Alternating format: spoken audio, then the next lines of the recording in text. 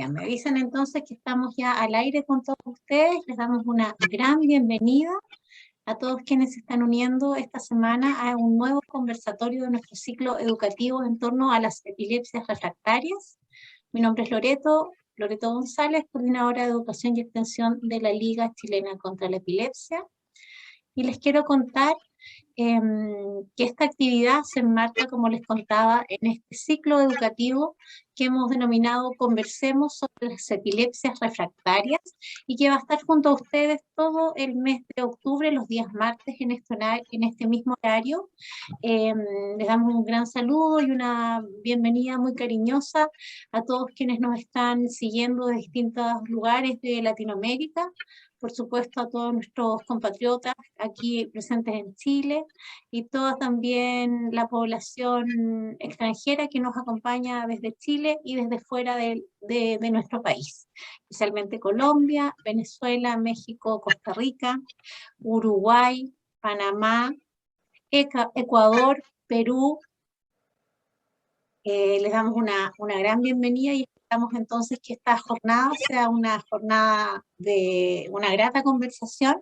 Hoy día vamos a estar conversando en torno a un tema muy importante y que siempre está presente en todos quienes nos toca trabajar y abordar el tema de las epilepsias y específicamente las epilepsias refractarias, que tiene que ver específicamente con el impacto emocional que provoca toda esta realidad en el paciente, ¿no? Y también en su familia, en la figura del cuidador, de la cuidadora, padres, madres, y todos quienes acompañan y cuidan a este paciente. Entonces vamos a estar conversando desde la psicología en torno a este tema, y nos van a acompañar esta tarde como panelista desde el área de la psicología, Daniela Araya, psicóloga clínica, especialista en infancia y en adolescencia, quien se desempeña además en la Liga Chilena contra la Epilepsia en el Centro de Desarrollo Integral. Voy a dejar de compartir porque también les quiero presentar a quien va a ser una invitada muy especial también esta tarde, que es Bárbara Hernández. Ella es madre de María Jesús, nos va a estar contando un poco cómo llega a su vida todo esto de la epilepsia refractaria, y además nos va a contar un poco con respecto a todo lo que ha vivido desde el proceso de la cirugía de ella, porque Bárbara pertenece y participa de la Fundación Fundem, una de las agrupaciones que están organizando junto a nosotros este ciclo y que les quiero invitar a continuación a conocer a través de un video que hemos preparado para que ustedes la conozcan.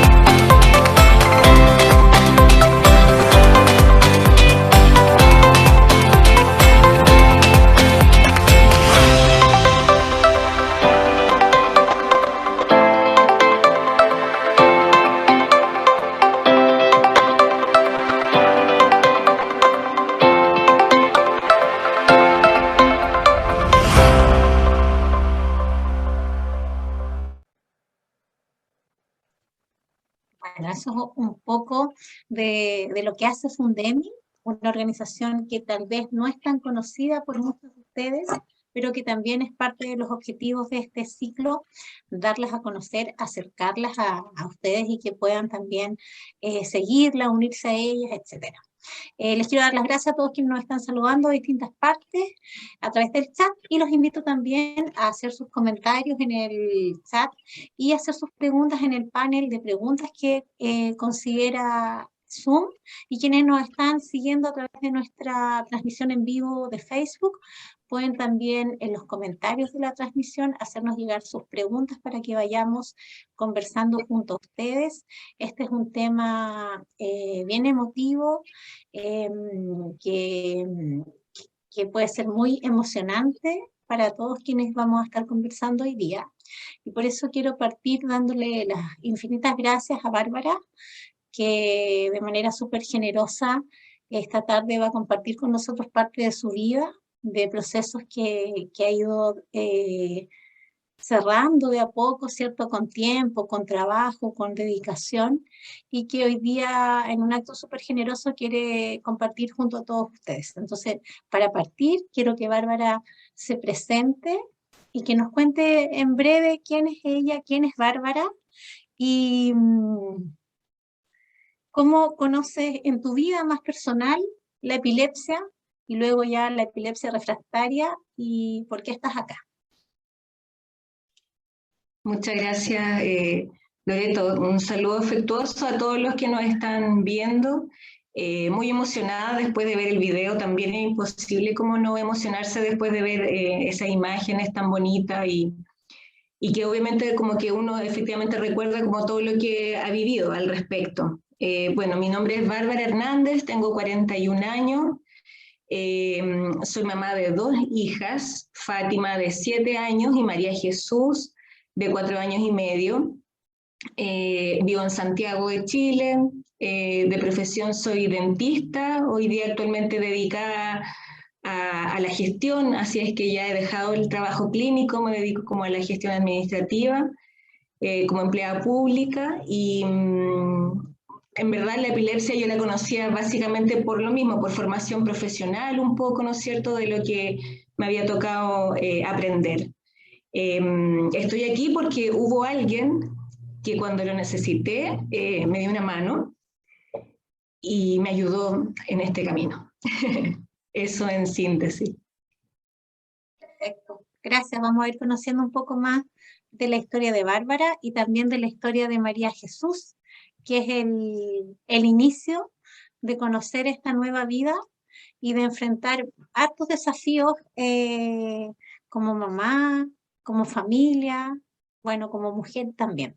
Y también le quiero dar bienvenida a este conversatorio del día de hoy a Daniela, nuestra psicóloga, que es la experta, vamos a decir, en el manejo a nivel de impacto y el abordaje desde la psicología, pero que se une a esta conversación con una mirada más de público o de espectador que de protagonista. Siempre lo plantea así la Dani. Y te quería preguntar a ti, Dani, con respecto a tu opinión sobre el tema que vamos a tocar hoy día, que es un tema súper amplio, pero como para ir haciendo una pequeña introducción, sabemos de que la epilepsia es una enfermedad tremendamente prevalente, ¿cierto? Es la enfermedad neurológica crónica de mayor prevalencia en el mundo, pero sabemos muy poco o hablamos muy poco en torno a este tema, y sabemos también que es la de mayor impacto. Eso es una realidad. ¿Y qué significa cuando hablamos de que es la de mayor impacto? ¿Por qué se produce esto? ¿Por qué es tan fuerte, tan potente y tan estremecedor para una familia recibir este diagnóstico, Dani? Buenas tardes a todos y a todas. Gracias por acompañarnos. Como decía Loreto, es una enfermedad que marca mucho a la familia y a las personas. Y probablemente también es una enfermedad de la que todos hemos escuchado alguna vez nombrar, pero es súper diferente cuando te toca.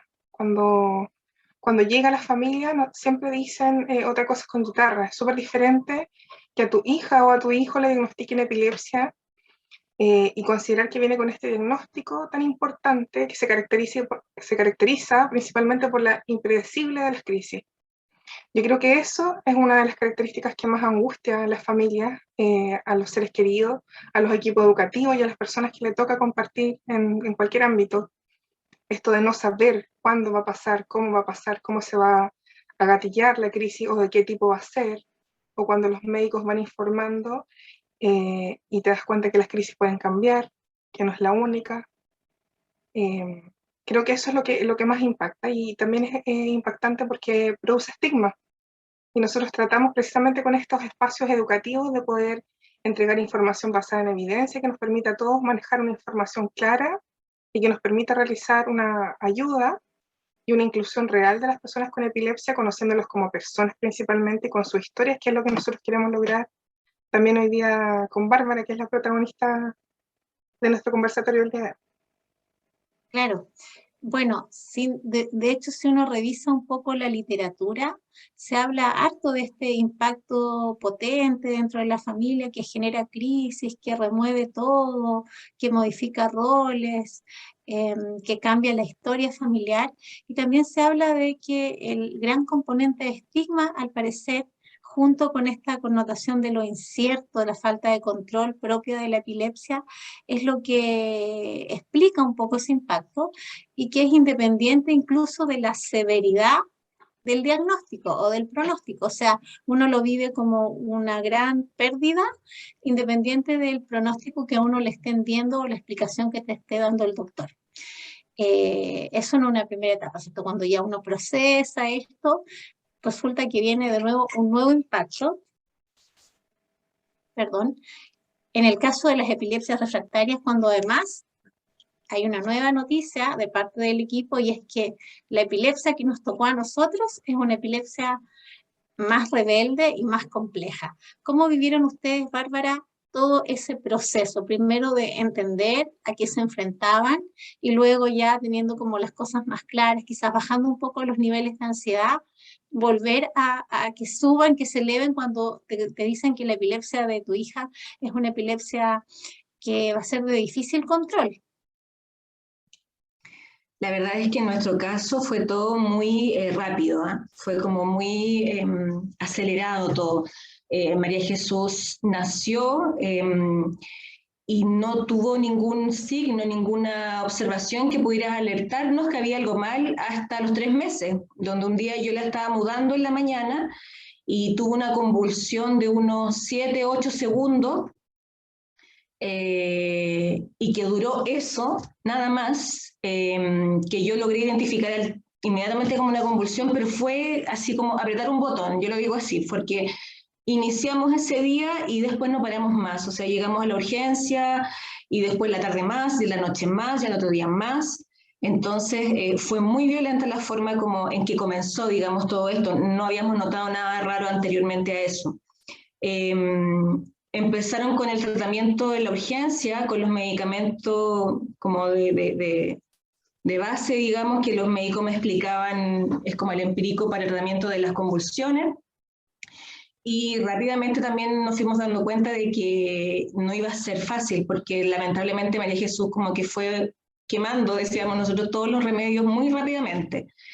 Le hicieron imágenes y a pesar de que en esas imágenes aparecía todo relativamente normal, también los médicos rápidamente nos comunicaban que no podíamos tampoco tener mucha expectativa al respecto porque como ella era tan chiquitita, probablemente pudieran haber estructuras que no se veían muy bien todavía y había que seguir esperando. Y en este camino la verdad es que cada día que pasaba era sumar frustración, porque era como vamos a sumar este otro medicamento y vamos a ver cómo andaba, y María Jesús aguantaba 3, 4 horas sin nada, y luego comenzaba a convulsionar de nuevo. Entonces, claro, como que rápidamente los médicos nos fueron informando, miren, aparentemente esto no se viene fácil, y si es así, tenemos que buscar una causa, ya nos estamos un poco alejando de las epilepsias como más benignas y acercándonos a otro tipo. Entonces, fue así, muy violento, muy inesperado, por supuesto, desestabilizante a todo nivel, o sea, es un terremoto, la verdad, para uno como mujer, como mamá. Yo tenía a mi otra hija, tenía 2 años y medio, Fátima, cuando María Jesús debutó, entonces para mí era dejar a mi otra guagua en la casa sola, y fue también muy complejo aprender a manejarlo, que yo creo que nunca se aprende porque siempre es como difícil, el desaparecerme, porque obviamente uno como mamá, yo dejaba de estar en la casa para quedarme en la UCI todo ese tiempo que fue necesario. Entonces sí, fue muy difícil el tema de los permisos. En este caso yo todavía estaba con licencia postnatal, pero el permiso para mi marido en este caso, para poder suplirme, hacer los turnos, es muy, ¿cómo decirlo?, devastador, en verdad, en todos los casos, y en este caso especial que rápidamente nos dimos cuenta de que era una epilepsia compleja inmediatamente. Sí, mira, gracias Bárbara. Lo que las palabras de la Bárbara son como bien representativas de lo que uno le toca escuchar mucho cuando atiende familias, cuando le toca acompañar a las mamás, a los papás, ¿cierto? A los cuidadores, en relación a cómo el momento de vivir este diagnóstico inesperado, por cierto, que rompe las expectativas que uno tenía y el proyecto que tenía como armado, marca de manera súper poderosa un antes y un después. Es un hito en la vida de tu familia y en tu vida personal como tan fuerte que así como Bárbara, uno muchas veces escucha este relato y hay muchos detalles. Hay un recuerdo tan vívido, tan fuerte, tan poderoso que a uno le transmiten el recuerdo de, por ejemplo, ella se acuerda perfecto la edad que tenía su hija, perdón, las crisis que hizo y recuerda muy bien todo lo que sucedió en esos días. Por qué pasa eso, Dani, que cuando uno vive estas cosas que emocionalmente son tan devastadoras, son tan fuertes, son tan potentes, tiene ese recuerdo tan permanente, lleno de tantos detalles? Eh, y por otro lado, cómo uno puede ayudar a manejar los sentimientos que también señala Bárbara en su relato, que tienen que ver con el miedo, ¿cierto? La culpa de dejar a la otra, a la Fátima ahí, que es típico de las mamás, los culpables que nos sentimos, el miedo, la incertidumbre, la angustia. Entonces, ¿qué es lo que pasa a nivel emocional con esta vivencia que uno la relata así? ¿Y cómo se puede manejar esos sentimientos que son tan negativos, pero que de todas maneras uno los desarrolla en ese minuto? Claro. Lo que sucede con esos recuerdos es que se vive desde lo técnico, se podría decir que es como un estrés postraumático, ¿no? Es como un evento tan intenso que las mamás y los papás, que generalmente son los principales cuidadores, y las abuelitas también, que a veces les toca como estar cuando son epilepsias de primera infancia, lo relatan incluso con sensaciones o con detalles. Yo estaba cocinando, pasó esto, justo se me dio vuelta el pañal, y quedan cosas muy grabadas. Incluso Bárbara lo describe como apretar un botón y que todo cambió. Y eso claramente se instaura en el recuerdo de las personas desde lo emotivo como un trauma. Obviamente, si tuviste un historial de un niño que era absolutamente sano y no había historial en la familia, nunca estuviste preparado o preparada para recibir una noticia así, se puede instalar este trauma desde lo emocional, desde lo físico. El trauma se instala en la memoria y eso es súper difícil de manejar. Muchas familias con las que hemos trabajado también nos relatan que tienen estos recuerdos haciendo otras cosas, conduciendo, y viene el recuerdo o tratando de dormir, o cuando parte otra crisis, aunque sean crisis suaves, viene el recuerdo de esta crisis intensa primera que marca el debut de la epilepsia. Entonces, es común que suceda eso, y para manejar ese diagnóstico a nivel de angustia, de culpa también, lo importante es compartir esas emociones. Hay personas que tienen, por estructura de personalidad, por rasgos propios, la facilidad de poder abrirse emocionalmente y buscar personas y compartir estas emociones y relatarlas, decir cómo se sienten.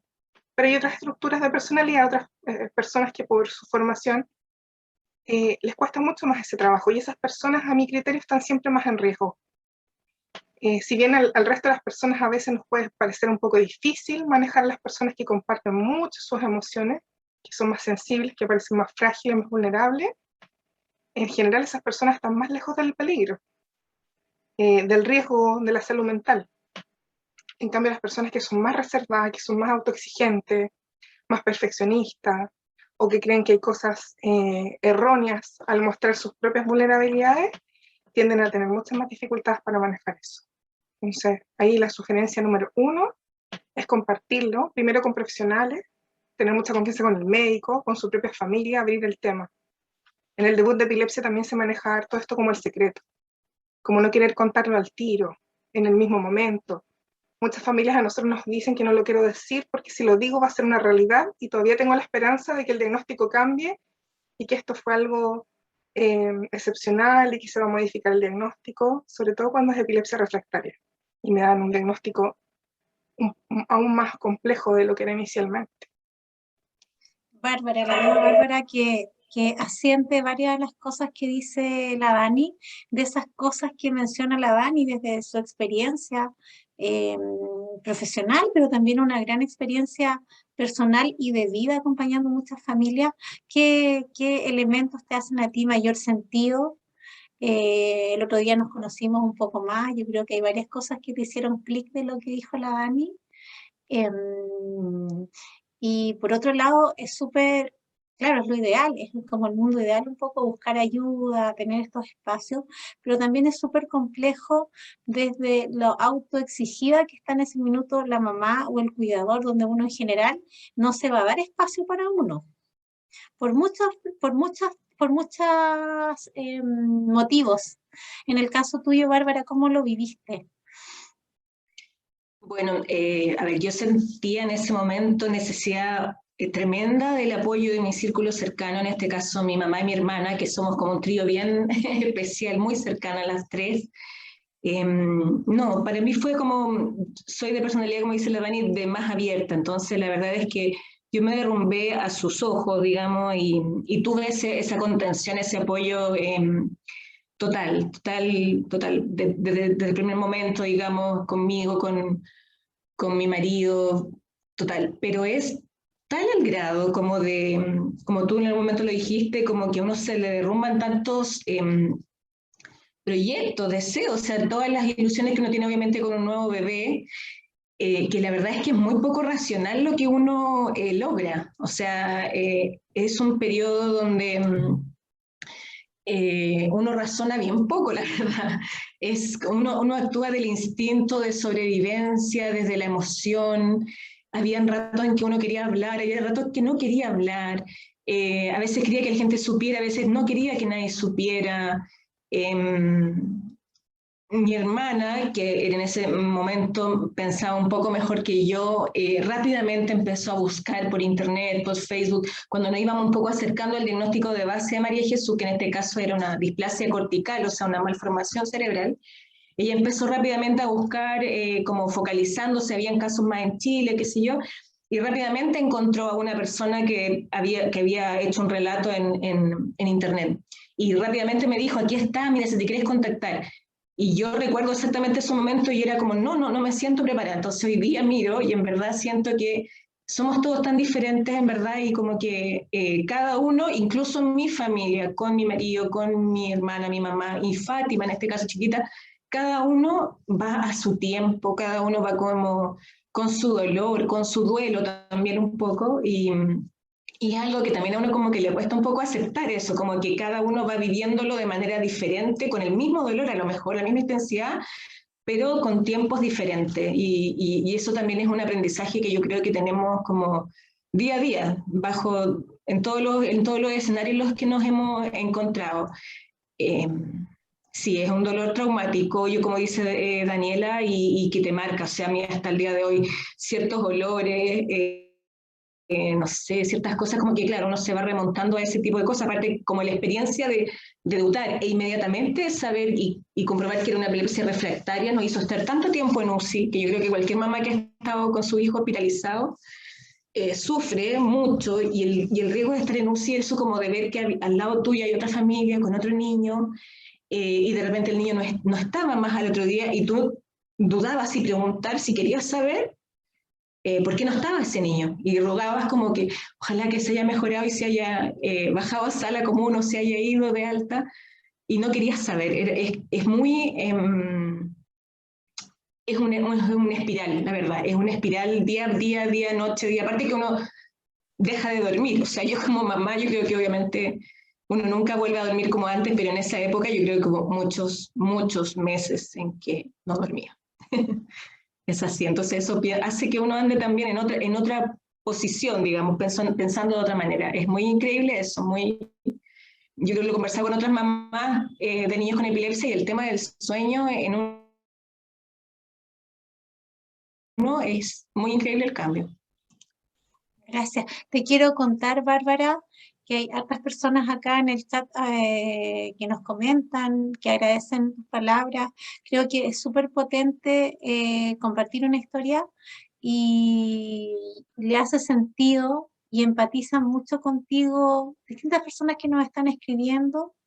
Bueno, hay saludos desde la Fundación Epilepsia Refractaria, nos escribe Catalina, tiene una hija con síndrome de Dravet, y que se dice que se identifica mucho con tu relato, Bárbara. Así que gracias por eso. Hay gente que quiere tu contacto ahí. Yo creo que podemos después en el chat poner el contacto quizás de Fundemi y a través de ellos poder establecer un contacto contigo, Bárbara. Y quería preguntarle a Dani o hacer alguna reflexión junto a ella de lo que menciona Bárbara, de cómo esta búsqueda de otra persona que esté viviendo lo mismo que yo, ¿cierto? Estas redes de apoyo que se generan justamente en agrupaciones como las que hoy día nos están acompañando en todo este ciclo, de quienes están trabajando y apoyando síndrome de Rett, síndrome eh, de Dravet, Fundemi, con todo lo que hace con familias que se enfrentan a hemisferectomía, etcétera, ¿cómo o cuál es la herramienta de soporte emocional que entregan este tipo de agrupaciones frente a una familia como Bárbara, que en ese minuto era sola en su mundo viviendo esto y se encuentra con otro que tiene un poco el espejo de ella? ¿Qué es lo que pasa ahí a nivel de herramienta de terapéutica? Que esto no te lo entrega el especialista, esto te lo entrega otra persona como tú que tiene esa experiencia de vida. Bueno, ahí funciona nuestro instinto más primitivo, la tribu. Nos sostenemos por la comunidad, por el grupo. Los seres humanos necesitamos esa contención y cuando una mamá ve el mismo dolor en los ojos de otra mamá, yo creo que eso es impagable. Y ahí claramente nuestros títulos como psicólogo o terapeuta no valen mucho porque esa es una química, una contención inigualable y de una generosidad también creo que es súper importante porque eso implica también como tener el corazón muy doliente, palpitante y mostrárselo al otro para que el otro entienda que también sentí y recorrí el mismo camino.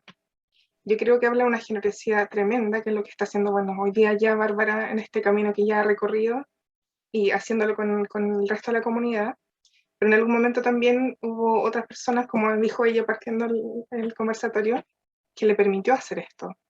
Yo soy una admiradora de todos los papás y mamás que logran construir oportunidades en este país para los hijos e hijas que tienen condiciones, sobre todo las condiciones no visibles, porque la epilepsia muchas veces es una condición estigmatizante, pero además no visible.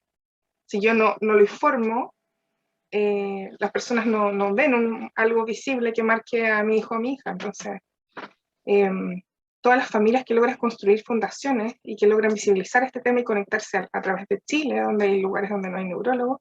Hace poco tiempo atrás hablábamos que recién ahora creo que hay un neurólogo especialista por región. Antes no existía eso, hace 10, 15 años atrás no habían opciones para todas las personas de regiones. Y eso también es un tema súper importante, hablarlo a nivel país, no solamente Santiago. Yo soy enganta con un tema súper importante también, que además de lo emocional, cuando otra familia me cuenta cómo lo ha vivido, puedo saber a qué cosas me puedo ir preparando, más o menos.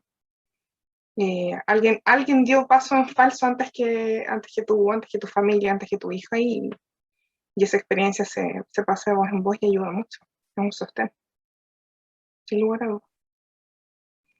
Claro, yo solamente sumando lo que dice la Dani, creo y lo que he visto y vivido, y por eso también es mi profunda admiración a los padres que dentro de toda esta vorágine de estar súper exigidos y tener que seguir con su vida profesional, seguir con los otros roles y seguir siendo grandes cuidadores, dedican una parte de su tiempo, su energía en trabajar en estas agrupaciones. Creo que además se genera un vínculo súper profundo, que es un vínculo súper sanador, que permite reparar algunas heridas, ¿cierto? Que recompone mucho y que le da un significado distinto a tu vivencia, donde tú ves que puedes salir fortalecido. Entonces, gran resiliencia ahí.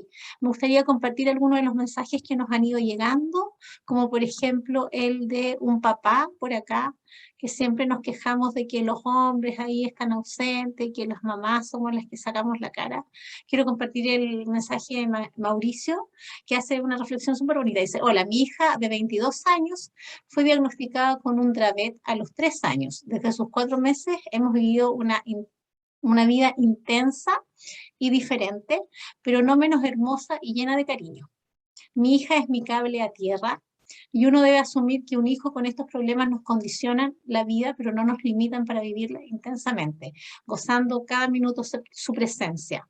Y me quise colgar un poco de estas palabras de Mauricio, porque creo que cuando uno se ve enfrentado a esto, sí se generan aprendizaje y probablemente uno cambia la perspectiva de la vida, del mundo, de este proyecto de vida que estaba súper elaborado. Y en experiencias como la misma UCI que relataba Bárbara, uno empieza a ver un mundo, dimensiones y realidades que antes no las veía o a lo mejor era muy indiferente a ellas. Quería preguntarte, Bárbara, si te hace sentido eso y cómo fue para ti, si hay un antes y un después en ti como persona, como mujer, cómo veías el mundo, cómo proyectabas tu vida y hoy día también cómo te planteas la vida, con este cable a tierra que nos llega de repente y que nos hace mirar, pero con otros ojos todo distinto.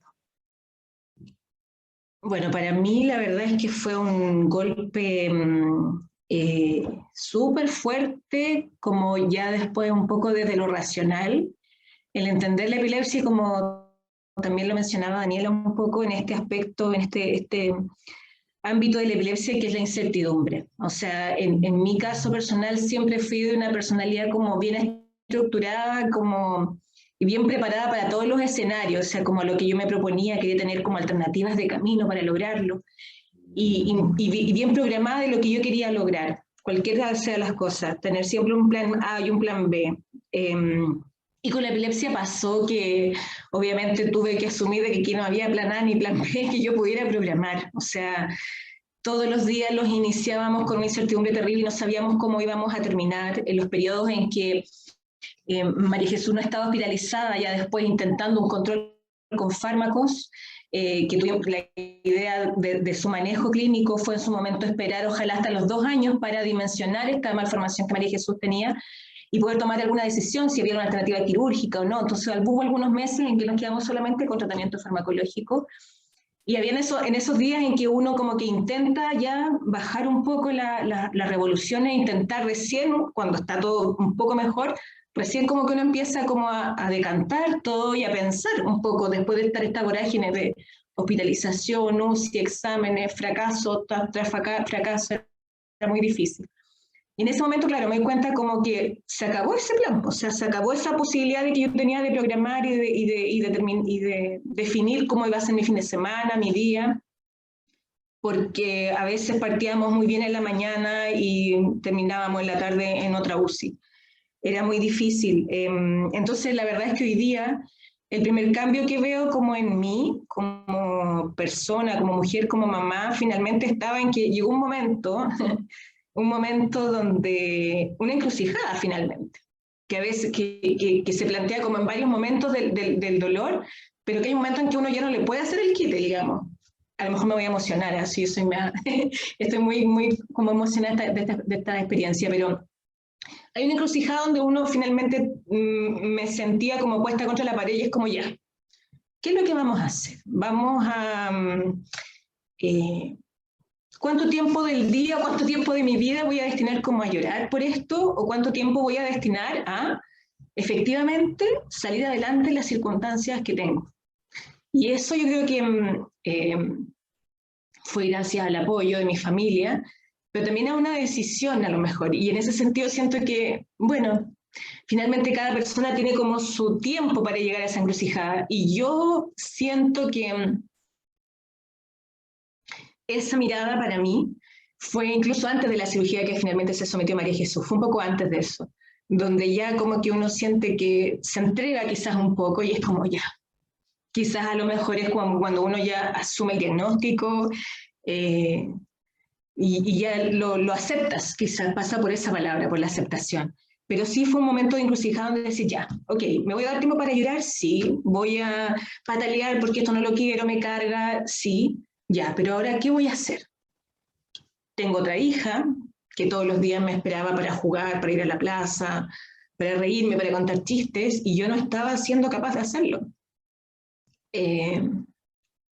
Y eso yo creo que fue un hilito que me empezó a tirar día a día, como de, vuelve.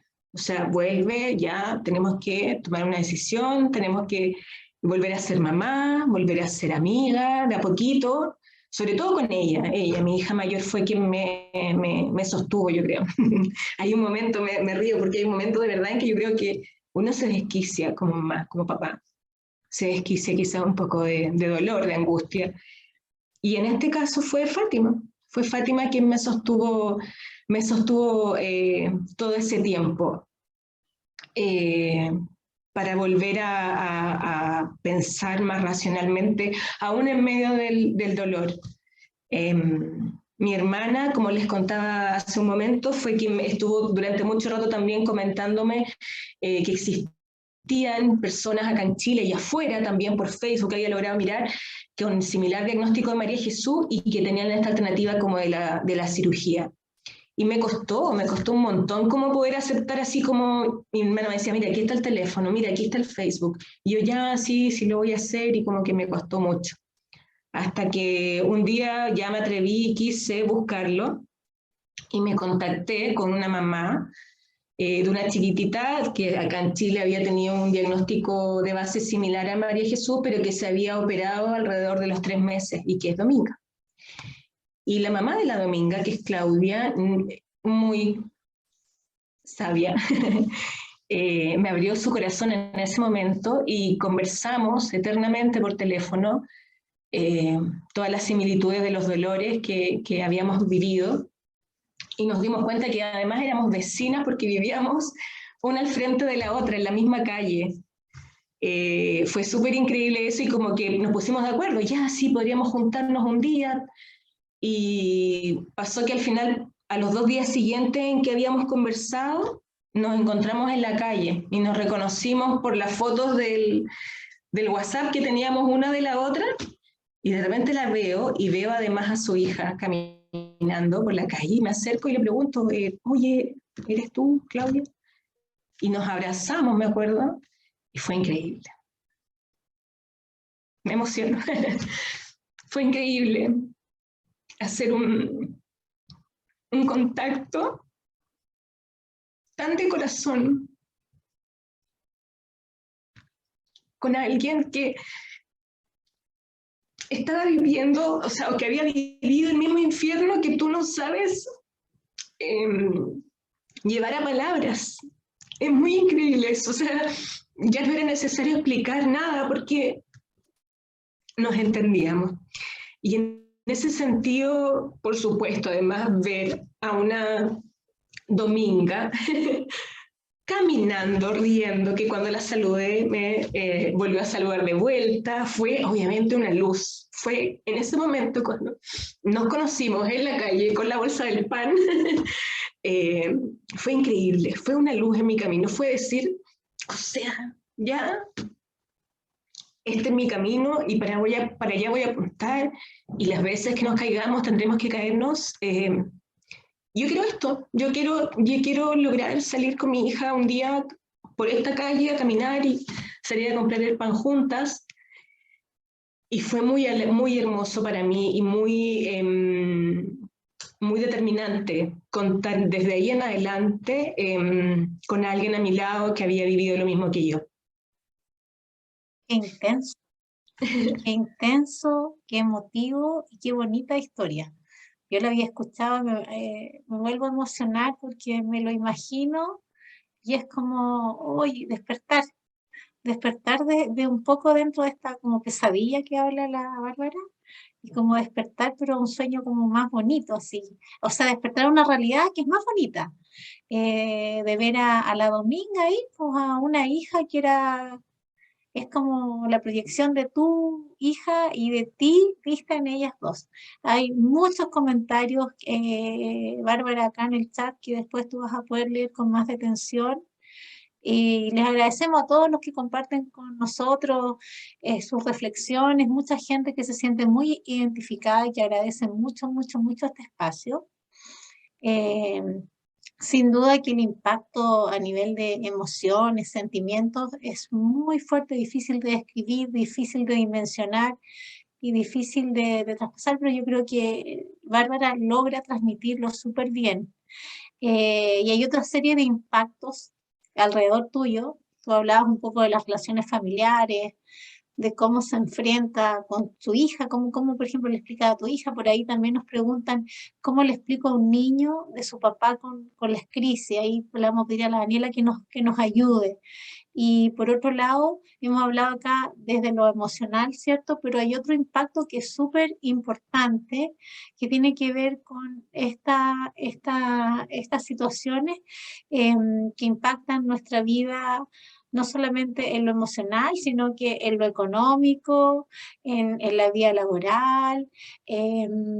¿Cómo es ese tema de enfrentarse también a una realidad que es muy cruda, donde hay un sistema que no es para todos a veces, donde no todos tenemos las mismas oportunidades? Por ahí nos cuenta también una amiga de Perú que vino a operar a su hija acá, que también se identifica mucho contigo, Bárbara.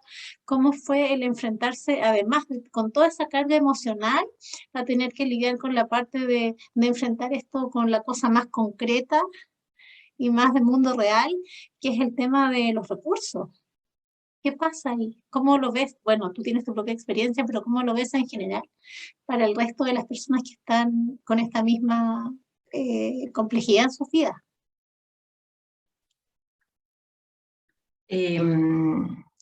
Es súper impactante ver eso, porque obviamente acá a mí me pilló, por ejemplo, en una ISAPRE, con un plan muy básico, no tenía seguro complementario de ningún tipo, y es terrible tener que estar tomando como decisiones como de cómo lo haré en el futuro cuando está la vida de tu hijo en juego, digamos. Uno tampoco tiene como mucho tiempo y mucha cabeza en esta vorágine de dolor, de poder pensar, de racionalizar.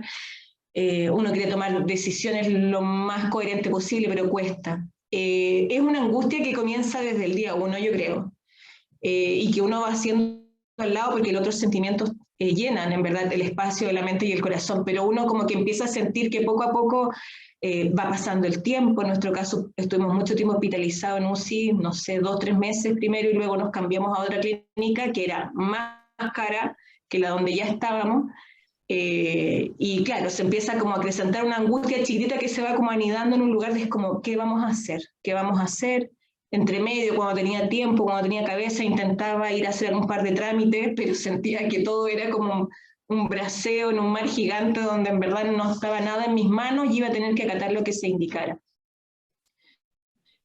Yo tuve como como 3 grandes episodios de gastos que lamentablemente uno tiene que hacer cuando ya está como más tranquila, pero es terrible desde el punto de vista de que uno sabe que va a tener que apelar como en todas las instancias posibles, formales, a la ISAPRE, en este caso en Chile a la superintendencia para intentar abrayar las deudas, pero al final es mucho dinero. Yo tuve que hacer rifas, bingos, aceptar donaciones de amigos, que de hecho es increíble, pero hasta el día de hoy las recibo. Me vuelvo a emocionar. Hasta el día de hoy recibo apoyo. Increíble.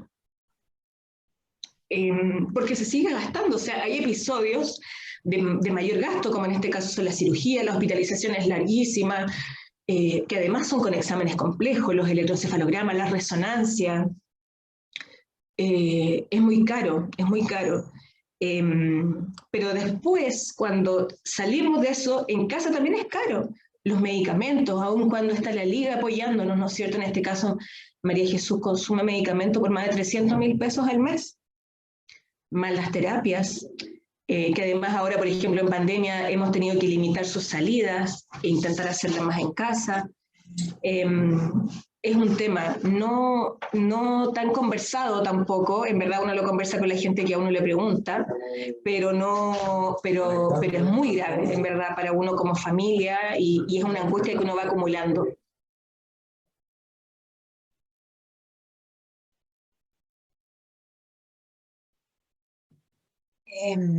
Es un estrés adicional, además de toda la angustia y las cargas que se lleva el cuidador, ¿no, Ani?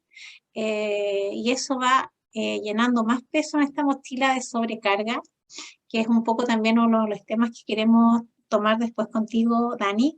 Quiero leerles un poquito de los comentarios que nos llegan a través de Facebook, porque también tenemos varias personas que nos están acompañando en nuestra transmisión en vivo. Muchos saludos y muchos agradecimientos de distintas partes de Latinoamérica, como ya saben, aparte de Chile, nos ven desde Bolivia, Colombia, Venezuela. Y hay algunas reflexiones, como la de Jackie, que nos dice, solo las madres de niños con epilepsia nos podemos entender unas a otras, ¿no? El dolor que se siente y a veces el sentirse culpable por lo que le sucede a tu hijo y no saber qué hacer para que esté bien y deje de sufrir es un sentimiento horrible. Y también quiero leer lo de Marcela, que dice, excelente poder escuchar otras mamás con las mismas experiencias, aunque sean un poquito traumáticas, pero a mí me pasó distinto. Yo nunca quise ayuda, no quería que nadie me viera caer, no quería escuchar más personas pasando por lo mismo, me costó emocionalmente muchas crisis de pánico y ansiedad. Esto me hace mucho sentido con lo que nos decía Daniela, ¿cierto? De que mientras más nos contenemos, en mayor riesgo estamos. Acá nos habla de que ella tenía crisis de pánico, ansiedad, que aún tengo. Mi hijo ya tiene 22 años con una epilepsia refractaria y tratando de llevar una vida feliz dentro de su condición. Muchos cariños a todos y de nuestra parte también muchos cariños y mucha fuerza para todos ustedes. Quiero llevarte al tema, Dani, que nos preguntaban por ahí de cómo ir trabajando esto para ir bajando, obviamente, el estrés que tiene la familia y cómo ir comunicando de este diagnóstico, ir elaborando un poco estos temas con los distintos integrantes, sobre todo con los niños, con los hermanos, que de repente les toca entender un poco lo que pasa con este otro hermano o lo que pasa con el papá o con la mamá, cómo podemos elaborar junto a ellos este tema, cómo le explicamos, primero hay que hacer un poco de contención, ¿cierto? Como con el resto, y después hacer un poco de psicoeducación también y explicar de qué se trata esto, cómo hay que actuar. ¿Qué le podemos aconsejar a quienes nos escriben y nos preguntan eso, Dani? Con los niños, niñas y con los jóvenes, que a veces también quedan ahí en un paréntesis mientras va pasando todo este modo de sobrevivencia que nos decía Bárbara, es súper importante adaptarnos a la edad que tengan ellos y no entregar más información de lo que ellos preguntan o necesitan. Siempre es bueno antes de que sentar a los niños, que es como la técnica que ocupamos la mayoría de las familias, como mira, te tenemos que explicar algo, siéntate. Y le lanzamos un montón de información que probablemente no están capacitados para entender, y aún así cuando lo comprendieran también van a necesitar su propio periodo de tiempo para procesar y comprender y empatizar. Es súper importante primero preguntarles, ¿qué sientes tú? ¿Qué crees que está sucediendo? Saber qué es lo que ellos ven desde su mirada, desde sus estaturas, ángulos, situaciones. Acá en el caso, por ejemplo, a Fátima, que era más grande y una sabia chica, parece. Súper interesante saber ahí cómo lo vivía ella. Ella debe haber estado con su mamá los 2 primeros años, pero siendo la reina de la casa, ¿cierto? Y de repente los papás se le desaparecen de un día para otro y llegó esta hermanita, ¿cierto? Que ya por sí es un conflicto como de celos que le va a pasar a todos los niños, incluso a los que desean mucho un hermanito. Y después de eso entender que por qué tanta tensión para allá, mis papás cansados, tristes, nosotros podemos hipotetizar y proyectar un montón de ideas en los niños y en las niñas, pero es súper importante preguntarles a ellos, ¿qué crees tú que está pasando? Explicarle con sus palabras y acompañarlos. Y ojalá en el mejor de los casos siempre dejar a algún adulto a cargo como monitorizando. Para eso los tíos, las tías, en el caso de la familia Bárbara, ¿cierto? Tiene una hermana y que está súper atenta. Esas son piezas estratégicas para todas las familias. Alguna persona que pueda ser como de guía, de faro, y cuando nosotros estemos en la angustia, sea capaz de estar más atentos que nosotros, porque eso va a pasar. Esta sensación de estrés que llega a tal nivel que Bárbara nos relata que es como una especie de desvanecimiento, de locura, que uno raya en algún minuto como en el borde del delirio de estrés y de confusión. O, lógicamente ahí uno como mamá no está en un modo de contener, y también probablemente aún así, aunque lo entiendas racionalmente, te vas a sentir culpable igual. Entonces ahí es súper importante ocupar estas estrategias familiares. Y también creo que es súper importante acompañarse de un equipo de salud mental. Pues, por eso también las fundaciones tienen esta enganche tan importante desde la empatía, porque alguien te va a orientar desde los primeros pasos, pero también hay un espacio de salud mental. La salud mental no es necesario que sea desarrollada por psicólogos y terapeutas acreditados o por psiquiatras. Muchas veces puede ser una amiga, como en el caso de Claudia con Bárbara, que es capaz de brindarte un hombro en el momento adecuado con las palabras correctas. No es necesario siempre partir con un proceso de psicoterapia, pero sí un proceso de escucha. Eso es muy importante. Eso ya descomprime un poco. Bueno, y Bárbara tuvo además la súper gran fortuna de que la Claudia, aparte de vivir, que se le juntaron muchas cosas, vive al frente, en el edificio del frente. Claudia prontamente va a ser designada probablemente la presidenta de Fundemi acá, cuando ya se logre formalizar todo como fundación en Chile, porque esto es una fundación a nivel latinoamericano. Y además le tocó que era colega tuya, Daniela, porque Claudia es psicóloga de profesión, entonces se encontró con todas las herramientas ahí súper a la mano y llegaron en el mejor momento, ¿no?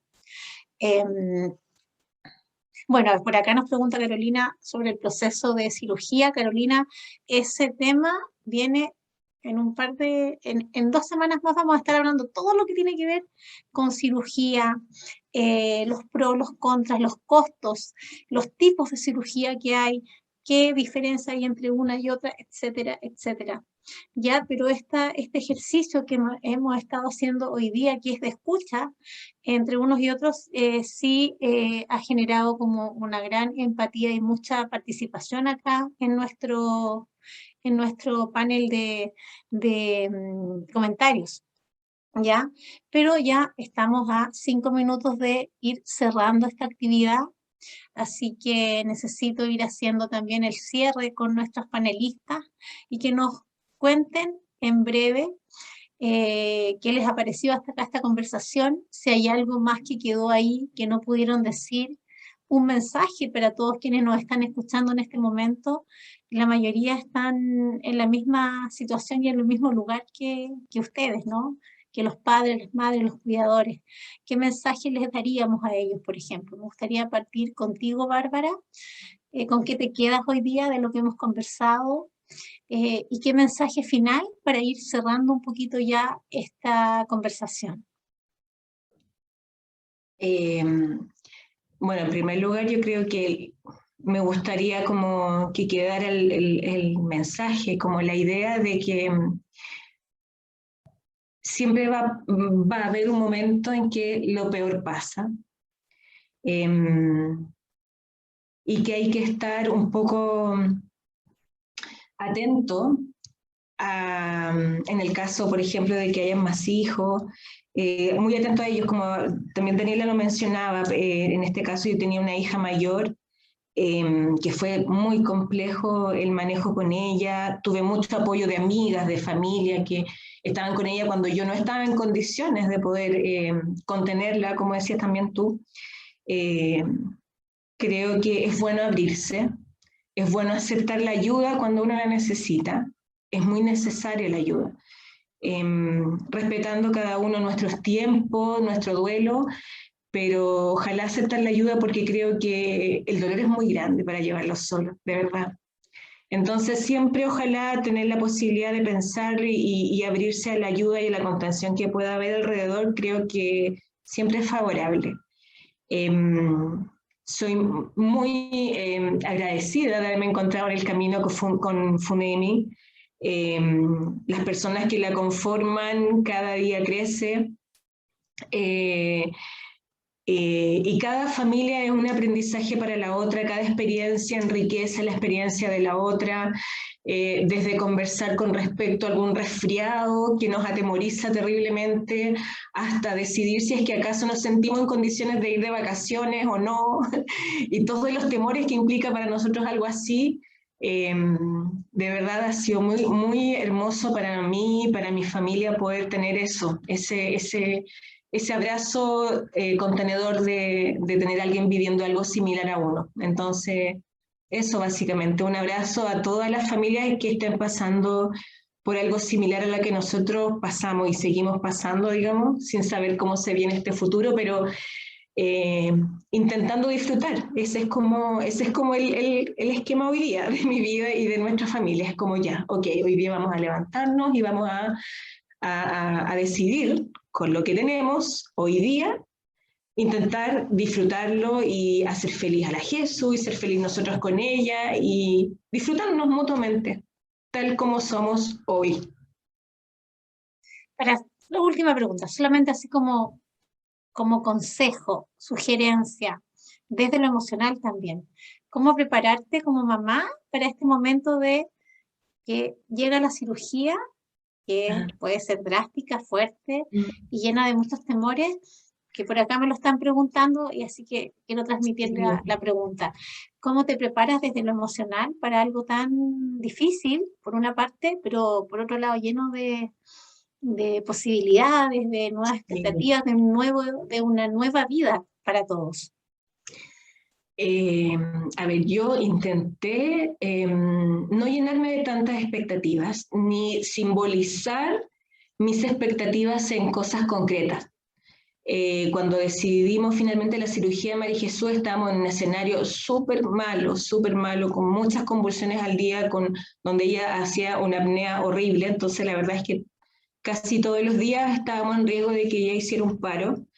Entonces fue como, es lo que tenemos que hacer, no sabemos qué se viene, no sabemos qué es lo que va a venir, pero había que hacerlo. Y de alguna manera, si bien ya a ese entonces yo ya estaba mirando casos en Chile, casos afuera, cómo estaban los niños ahora después, qué diagnóstico tenían de base y cómo fue su pronóstico, yo creo que la preparación más que nada tiene que ver con el hecho de saber que va a ser mejor. No simbolizarlo en cosas concretas, porque la verdad es que cada niño es súper diferente, depende mucho de su diagnóstico de base también, pero sí que es lo mejor. Y una figura que yo tenía y que de repente la sigo ocupando, no sé, yo me imaginaba, por ejemplo, como cuando uno estaba en la playa y de repente quería capear una ola y de repente la ola era mucho más grande de lo que uno se imaginaba. Esto de verdad es muy textual como yo me lo imaginaba en ese momento. Entonces estaba en la playa y de repente sentía que venía una ola más grande, y yo decía, ya, aquí ya no puedo saltar. ¿Qué voy a hacer? Y yo decía, ya, voy a aguantar, voy a respirar profundo y voy a aguantar abajo la ola y que la ola pase. Y cuando siente que está todo bien, voy a salir.